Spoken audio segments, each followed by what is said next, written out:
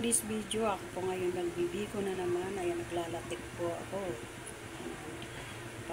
Kailangan ko pong palatikin ng mabuti para hindi po mapanis hanggang bukas at hanggang kinabukasan. Ayan mga guys. Mamaya pakita ko sa inyo pag naluto na mga guys. Oh, kanina pa po ito nakasalang. Naku po, ubos ang gatas. Ayan po, pinapalatik ko na masyado kasi para hindi po mapanis agad. Ayan. Maya ilagay ko na po ang malagkit. Ayan guys. Biko.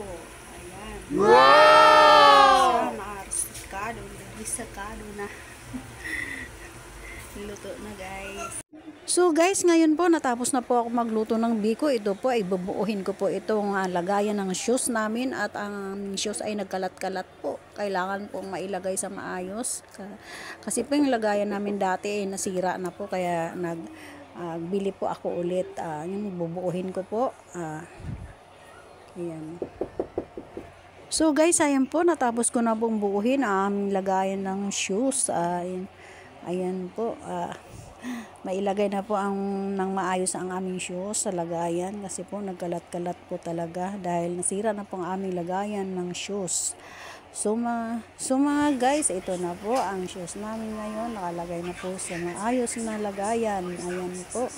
Thank you for watching. God bless.